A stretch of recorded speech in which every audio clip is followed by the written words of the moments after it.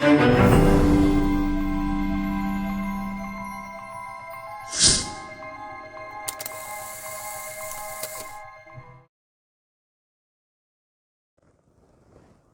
what's up? What's up? What's up? What's up? Where's my microphone? No, it works then. This is your girl Dottie Galachiru, all the way from Talk to Dots. My usual Monday 1 p.m. stuff. I'm a bit late, because there's all this coronavirus thing going on, and besides, I stopped to have pounded jam, so that kind of like threw me back a bit. However, we're here now. We're here now. Let me just share this out quickly, see if we can drag some people into the live stream so that um, we get to all enjoy this lovely time together. Buddha, Buddha, Buddha, Buddha, Buddha. All right, let's see. Just give me 2 seconds to share this out a bit, and then we'll kick in. We'll kick in for the business of the day. We'll kick into the business of the day, yeah? Where is it then? I do this all the time. My days, oh my days, oh my days. Anyways, let's just go. Let's just get on with it anyway. We can share this out later. We can share this out later. Let's see. How about that? How about that? Tap. Tap. 1 second. 1 second. Where is it then? Where is it then? Where is it then? Okay. Yes, so why are we here today? Today we're going to talk about the signs of emotional abuse. So, to be honest, like I say, domestic abuse always starts with the emotional, the psychological bit. So, if you're thinking, people think about domestic abuse as the physical, being physically hit. Physical violence is one part of domestic abuse. And before anyone gets hit, I say this all the time, before anyone gets hit, there's been a lot of work on them psychologically, which is why by the time they get hit, it's not really so much of a big deal. They actually accept it. They've actually been made to believe that they deserve being hit. So the real job is the real work in abuse is the mental part of it, which is why it's good to understand it. And it's the part that a lot of people don't look too much into. So when people say, I've been involved in domestic abuse, the first question you have is, did he hit you or did she hit you? It's beyond that. By the time a person hits you, some of these people that have been in abusive relationships, they sometimes actually wish they got hit, because for them, they're suffering so much psychologically and emotionally, but no one will believe them because they haven't been touched physically yet. So I want us to understand that domestic abuse starts from mental work before it gets into physical. Now, for someone who is in an emotionally or psychologically abusive relationship, the day you begin to become that person that accepts whatever is done to you, it becomes normal. The abnormal becomes normal. The day you put your foot down and say, I want to set boundaries, that's the day you get hit. So you can imagine you've lived in abuse for so long, but you always did what you were told. The day you say you're not doing it anymore, that's when you get hit.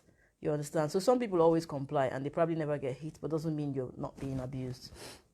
So before we go forward, this is how they taught us in school, You have to define things so that people can understand you, right? What is domestic abuse?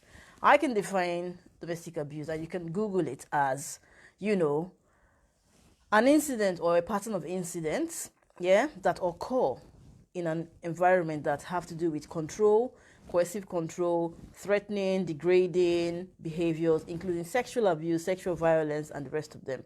It is one person trying to overpower and overshadow the other party to gain control over that person. So that's domestic abuse, and it breaks down into the physical, the financial, the sexual, all of those kind of abuse comes into the general picture of domestic abuse. Right.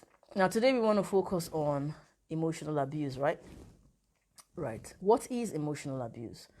People ask, how do I know if I'm being emotionally abused and stuff like that? Yeah, you will know if you're being emotionally abused. First of all, you're not going to feel right. You're not going to feel like yourself. But I'll take you through some steps, right, to make you understand, what emotional abuse is, so that you can understand and you could judge for yourself what emotional abuse is. Right. Just give me 1 second, yeah. Trying to understand what's going on there. Oh boy. Give me 1 second, yeah. 1 second, 1 second. As they say in French, aime-moi s'il vous plaît. And yes, I do speak French. Amongst one of the many things that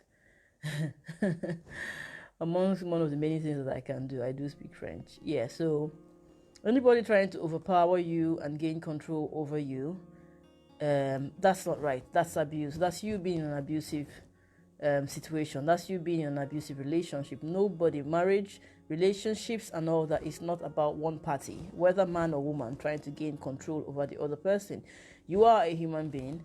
You should live free. You should be alive. You should be allowed to make decisions, to talk about stuff.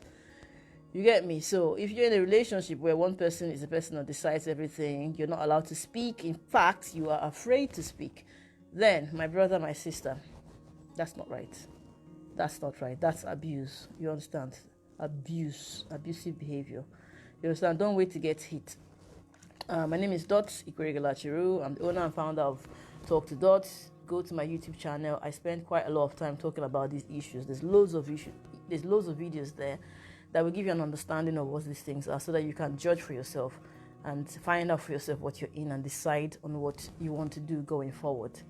So looking at some people are in a very toxic relationship, and toxicity in a relationship leads towards abuse, control, manipulation, and all that.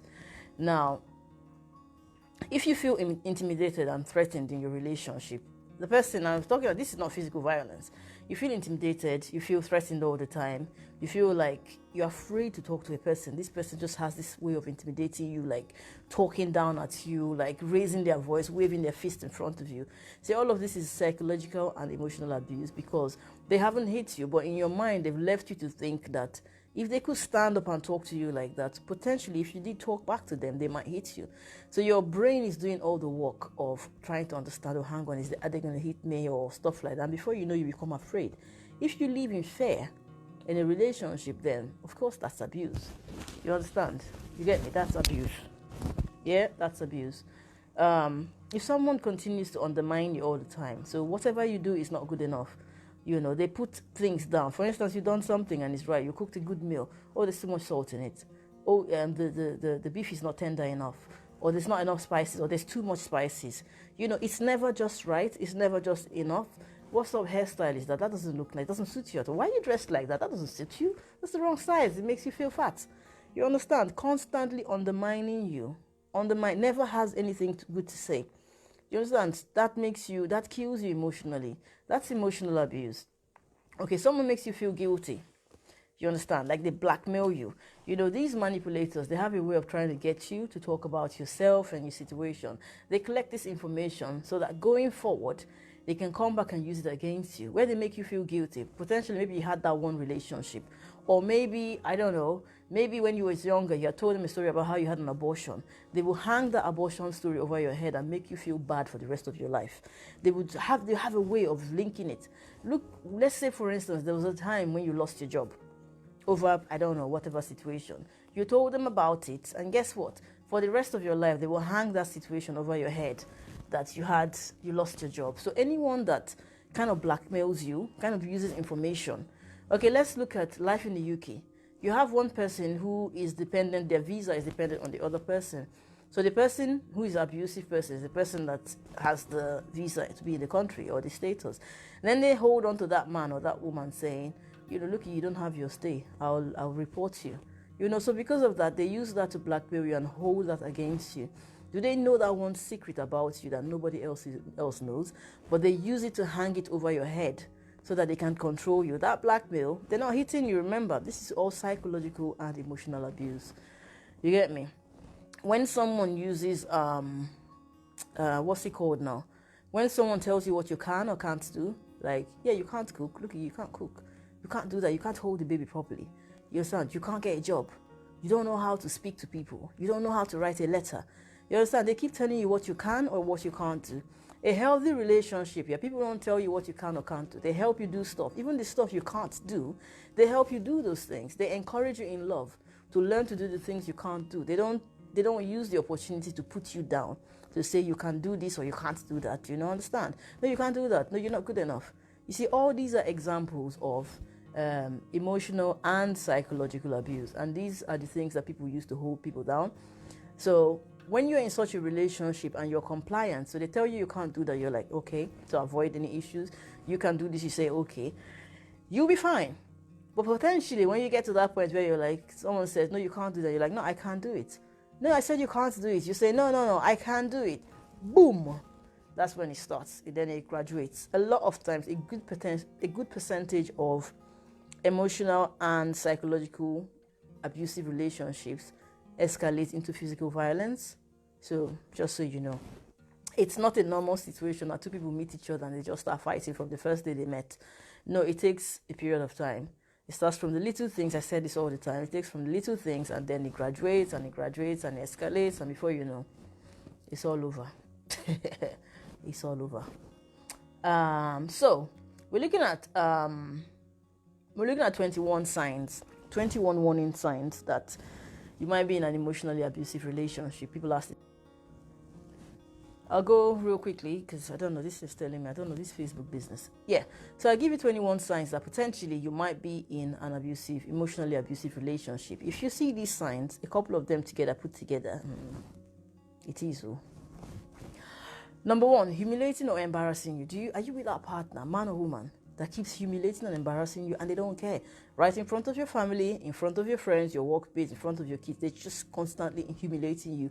And you know what? They can't see it, that it's humiliating. And then if you try to say, well, I don't like these things you're saying, they'll be like, oh, you're overreacting. You understand? You always make a big deal out of everything. That's a sign. Constantly puts you down, you're not good enough, look the way you're talking, see the way you're dressed, this and that. That's another sign, a very good sign. Hyper-criticism. They're always criticizing. They can never see anything good in what you do. They always see that one thing. They always see what's bad. They always see what's bad. They cannot see the good thing. A good man or a good woman, even when you're failing, they look for the good in the bad, not they look for the bad in the good. Do you understand? So those people they can't see anything good. Watch out for that. They refuse to communicate.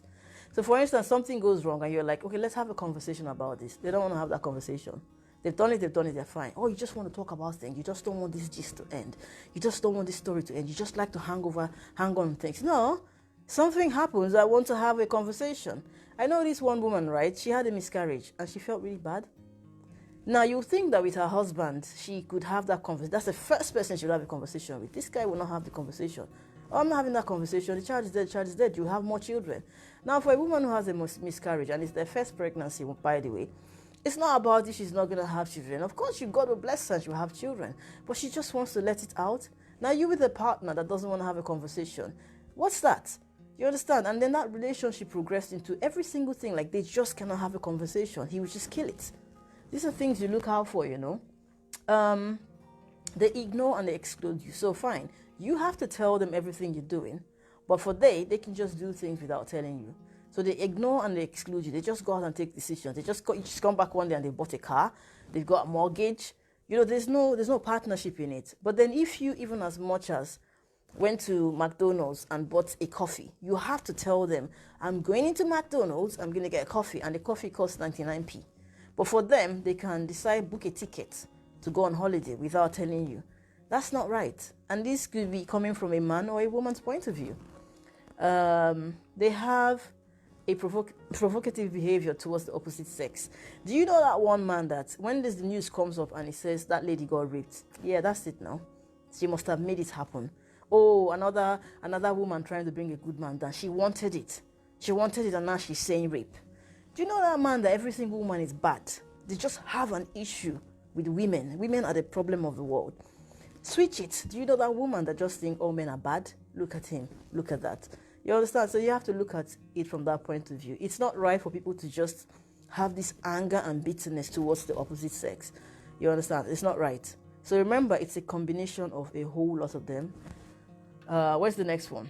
A use of sarcasm and an unpleasant tone. You understand? They say they're joking, but it's not a joke. A long time ago, someone said something. There's the alarm. A long time ago, right? What's that then?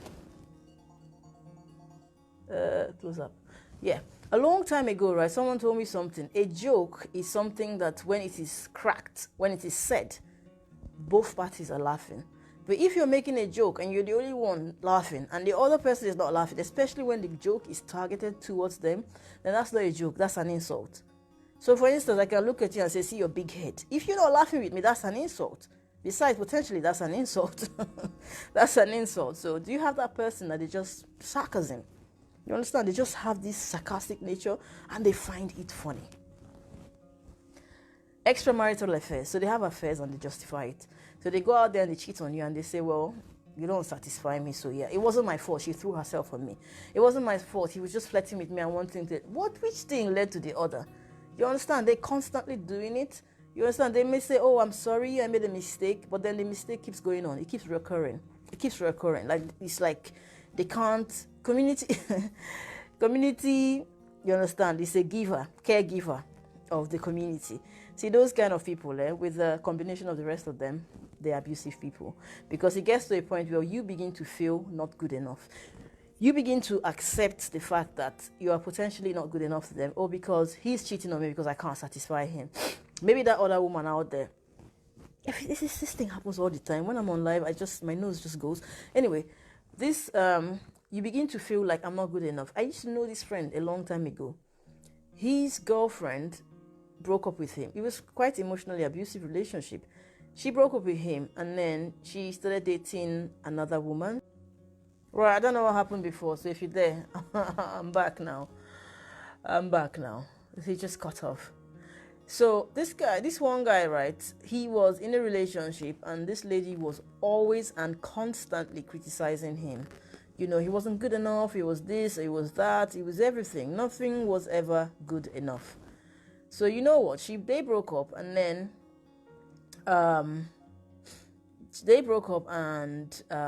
what happened? She now became a lesbian, or she decided to go with another lady.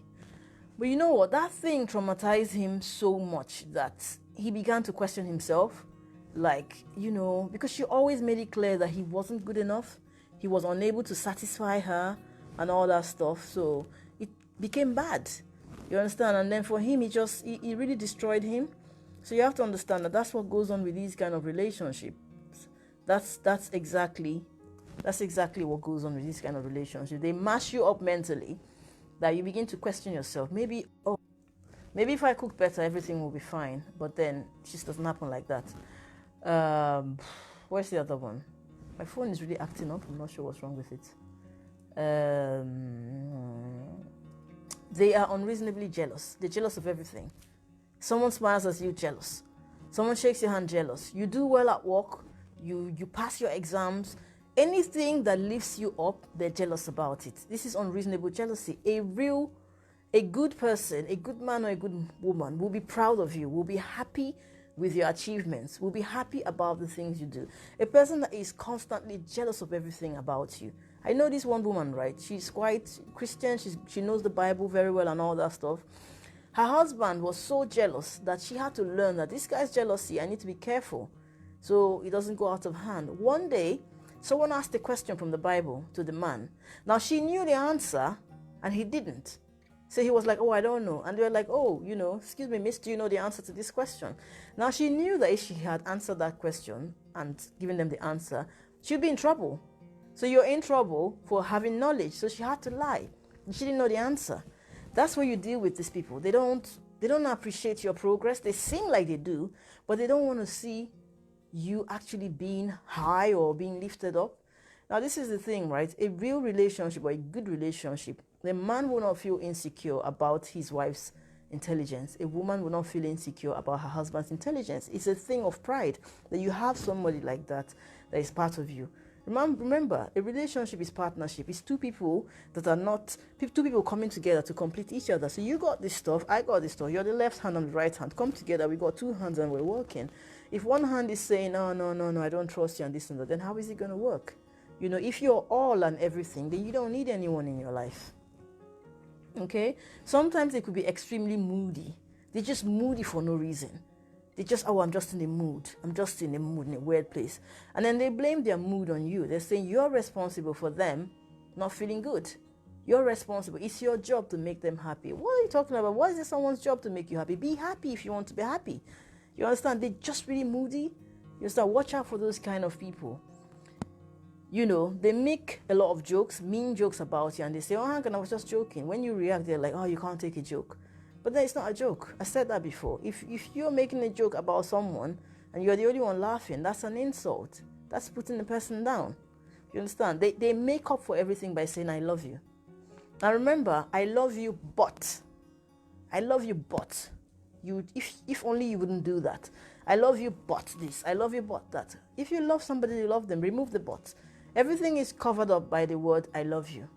If you love somebody, show working. You can't love someone and be a horrible person at the same time. But that's what they do. They are master manipulators. They know that once they say they love you to someone, then you take a step back and say, okay, maybe they didn't mean that. No, if you love someone, then you'll be nice to them. That's how life works. If you love them, be nice to them. If you don't, yes. Then there's the threats. There's the subtle threats. Then they say, if you don't do this, I'll do that. If you don't do this, I'll do that. Like they give you terms and conditions. That's not. I mean, that's like that's that's dictatorship. That is tyranny, where you give people terms and conditions. If you don't do this, I'm going to do that. If you don't do this, I'm going to do that. You have to do this. That's not right. That's not love. These are forms of emotional abuse and psychological manipulation that over a period of time, it gets into your head and it's going to mash up yourself. It's going to mash up your sanity and how you reason and how you see things. There's domination and control. They dominate you. They control everything about your life. You understand? There's no freedom in it. You understand? There's no freedom at all in what you're doing.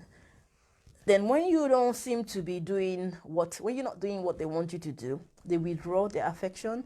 So you try to hug them and they won't hug you. You try to come near them and they won't try to come near you. Do you understand? Remember that if you have kids, remember sometimes, your child misbehaves and you're like, okay, I'm not going to play with you anymore. You just stay there.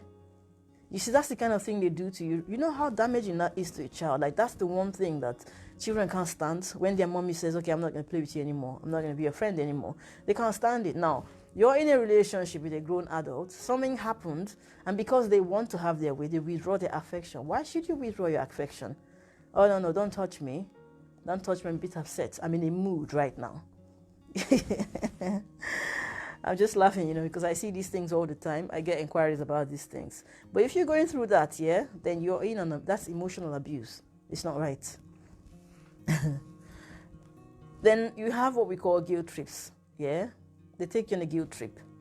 That one, that one is a whole topic on its own. You understand? Everything is your fault. This happens is your fault. That happens is your fault. In fact, the whole world is at fault. But they're never wrong. You see, these kind of people, stay away from them. You understand? Stay away from them. Especially if a lot of these things are going on in your relationship, potentially there is no hope for that sort of person. There is no hope. Because if you're a grown adult and you're doing all these things, then when are you going to change? You can't change them. If they could change, they would have changed a long time ago. You understand? They isolate you from your friends and family. Like I said, and I say this as a joke, isolation is the breeding ground of abuse. Now, the reason why abusive people isolate you from your friends and family, because they know that if you hang out with your friends and family, once you talk about what's going on in the house, someone will say, oh, hang on, that's a red flag. So they keep you away from your support system, your support network. You know how they say it's a community that raises a child? Exactly. So you know what? That community, right, raised you. That community is your pillar. That community raised you up as a child. Now you fall in love with someone and they're saying, stay away from your family. Stay away from your friends. What are you talking about? Where were you when those friends were there? When were you when those friends were giving themselves to be in our friendship? Then someone just waltzes into your life and says, no, your friends are bad. Your family are bad. Your workmates are bad. In fact, let's not go anywhere. Let's just stay in the house. Let's be an island. No, they're doing that because they want to have they want to be the only one that has access to dealing with your brain. By the time they actually let you come out of isolation, you'll be acting weird. Because all this while you've been listening to only one person and no one else. You understand? Anyone that tries to isolate you or take up all your time so that you don't have access to the real world, stay away from them. They use money to control you. Let's say one person is the earner and the other person doesn't have a job. Now, You can't go anywhere because you don't have transport money. You can't make a phone call because they stopped you from having a contract phone. They don't recharge or put charge money into your phone. You understand? They choose what you eat because they have the access to the money to buy your own food. Now that's money to control. That's financial control. That's the way to control you. Now, when you're being controlled that much, where you don't have access to funds, then you're not forced to behave in a way that you don't want to. You have to do everything they want you to do just so you can have access to funds. You get me? Because you can't go online, you can't buy anything, you can't choose your own clothes, you can't choose your own food. They buy what they want you to wear, they buy they want you to eat. They choose when you eat and when you don't eat. Now, this is wrong on every different level. Every single level you can think about it, it is wrong. What's the other one now? Constant calling or texting. Now, initially, this could sound like, oh, he's so sweet, she's so sweet, calling me all the time. Guess what? It's not sweet. Why are they calling you all the time? Really? No, you need space. You need space to breathe. So you hang out with the person, you're on the phone with them. It's okay. You understand? Chill. Let the girl breathe. Let the guy breathe. Because that constant calling and texting and all that is too much. You understand? It's too much. Space. And then there's also their reaction. Like if they try to ring you and you didn't pick up the phone, they get agitated. After this video, right, I'll post one video, right? I sent that video to someone and it opened their eyes because they couldn't understand why their partner was so agitated about a phone call. Do you get me? So sometimes we need to see these things, right? When you watch that video, right, if you've seen it in your relationship, please, yeah, if you guys are just dating or engaged, run away from that person. If you're already married to that person, you need to start thinking about what you want to do about it. I'm not saying end your marriage. I'm saying you need to think about what you're doing. You get me? I'll post that video after now. I'll post it in the feeds of this stuff. You understand? Now, the biggest grand finale, number 21. That one person that says they will commit suicide. You get me? They said they're going to kill themselves. They're going to kill themselves because you said something. Because you put your foot down for the first time and said, no, I'm not doing these things you want me to do. They're not right. Oh, I'm going to kill myself. You say, oh, I want to go out. The person says, no, I'm going out. I'll kill myself. Do you know what? This relationship here is a bit too intense. I'm going to leave. I've had enough of this relationship. I'm going. In fact, I'm killing myself right now. Those kind of people, run away. And please, please, please, please, please, if you have a brother or you have a sister or you have a friend that sounds like that, please, yeah, if you know the person they're dating or they're married to, please go and help that person because it's not normal. If you know that friend, right, if you got that friend, right, that calls you on the phone to say they're having relationship problems and they start crying, especially when he's a man. You know, women, we cry all the time for no reason. But if you have that male friend, your brother, your male friend, your neighbor, calls you on the phone to say, I'm having difficulties in my marriage and they start crying, please listen to that story very well. Listen to the story. Because a lot of times, yeah, these people, they know how to not just manipulate their victim, but they manipulate everybody around them. So that in the event that everything comes out in the open, you tend to believe them. A lot of times, yeah, women who've been abused, women that have been abused, after a period of time, they don't know how to cry anymore because their emotions have died in that relationship. So when you see them against the abuser will be so quick to cry, to shed tears and talk about how their life is over, how they're suffering. You're looking at the woman, she can't even talk. You know why? She's all done. She's broken beyond, you understand? She's broken probably beyond repairs. So keep an eye for those kind of people. If you got a brother that is always crying, oh, I called my girlfriend, she doesn't want to talk to me, I'm just going to die, I'm just going to kill myself. You know what? Help your brother. Then when you try helping him, call his girlfriend and tell her, run away from my brother, he's not well. Just so there's no shame involved with it. Because we know these people all around us, you understand? It's not right for someone to be sick, and you know they're sick, but you encourage them in a relationship because you just think that if we can just marry him out, if we can just marry her out, let her go and be someone else's problem. You know, by the time he gets married, he will become a man. Just like, no, he's going to go there and destroy someone else's child, and that's not right. I say this again, and hear me when I say it. If you have a brother, or you have a friend, you know, or a son, that is so quick to say they will kill themselves because of relationship, that is so quick to cry because of relationship, that is so quick to say be angry about the whole world. They talk down to their mother, their sisters, to everybody. In fact, they feel women are the problem. If you have that person in your family, I'm telling you, that person is a problem. You need to go and help your son, your brother, your cousin, your nephew, your whatever. Don't let them go into a relationship with someone else's daughter to go and spoil that person's life. You get me? Because that's just the truth. We see these people all around us and we just think it's a joke. It's not a joke. They're not well. Seriously, they're not well at all. So, right, in all these things I've said today, if you're going through that in your relationship, then you need to take a step back and think. Definitely, if you check the box for about 7 of these, yeah, you are in an emotionally and a psychologically abusive relationship. And trust me, the day you put your foot down and say, I won't be controlled like this anymore, they will hit you. If they can't hit you, they will kill you. That's just how it works. I'm not a psychologist, but I've studied psychology and all lots of things. It always ends in the same way. Please hear me when I say this. These people don't change. I know we all want them to change. We want to make the world a better place. But there's some things that cannot change. Can a leopard change his spots? How about the other one? Can he change his stripes? They can't. It is what they are. It is what it is. It is who they are. So, and besides, if someone is going to change, yeah, you're not the one to change them. Let them go and change themselves for someone else. You understand? Because potentially, right, if the person even tries to change, you're the trigger because they've controlled you for so long. Put you guys back together, they'll still see you as that person that you control.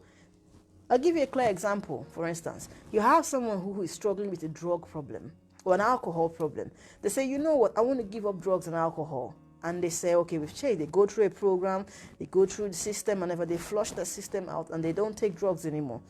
Put that person back in a place where people are taking drugs and taking alcohol and the rest of it. What do you think is going to happen?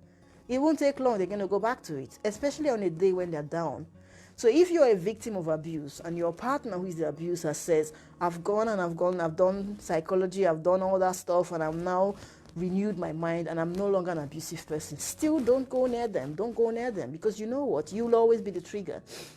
Just like an ex-addict and drugs. You get me? Just like an ex-addict and drugs. So stay away from them. Right. Where's the other one now? Excuse me. Oh God, I always sneeze. It's the hand sanitizer. It's the hand sanitizer. They say we should put hand sanitizer on our hands all the time. Now it's making me sneeze. Anyway, like I was saying, if you have any questions here, next couple of minutes, ask your questions. Ask your questions and let's see what we can do. So in a nutshell, yeah, don't wait to get hit. The hitting is going on in your head from beginning, so that by the time it even happens, you're kind of like, you're not going to react. And then it just carries on from there. You get me? So if you got a question or anything, you understand? If you got a question or anything, come tell me now. Any questions you have about this. Otherwise, tomorrow, obviously Tuesday, exposing domestic abuse.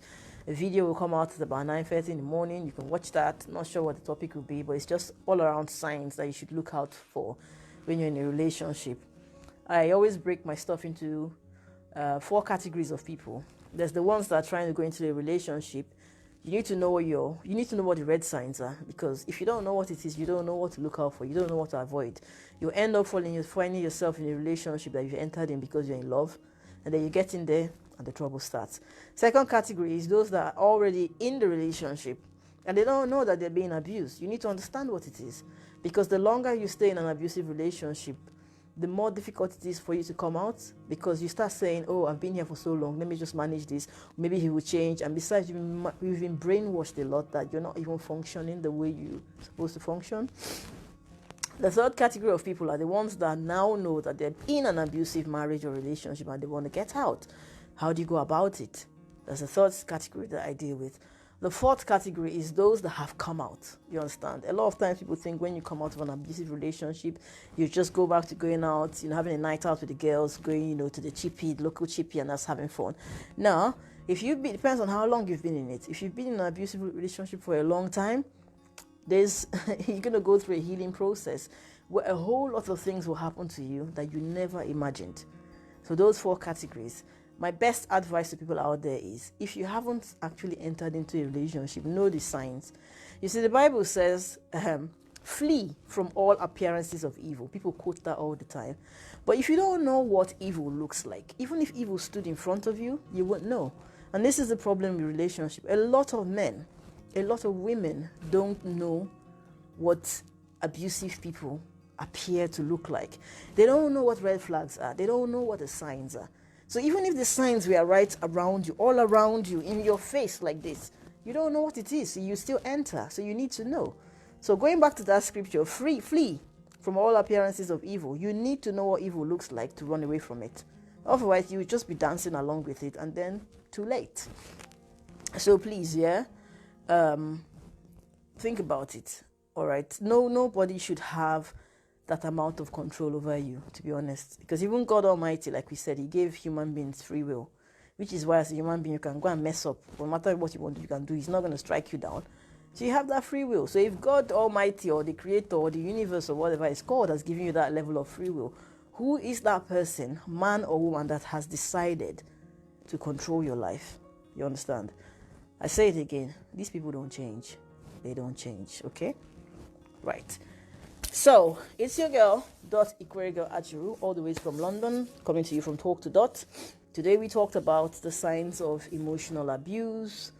And there's actually 21 of them. I can read to them quickly before I go. If there's no questions, or you can leave your questions, I'll come back to it to respond to the questions one after the other. Number 1, humiliating or embarrassing you. 2, constantly puts you down. 3, hypercriticism. 4, refusing to communicate. 5, ignoring or excluding you. 6, extramarital affair. 7, provocative behavior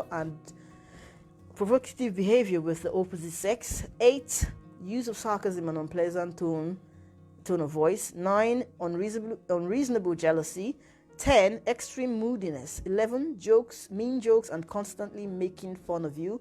12, saying I love you, but, so there's always the but there. There's always a clause why they love you. The terms and condition.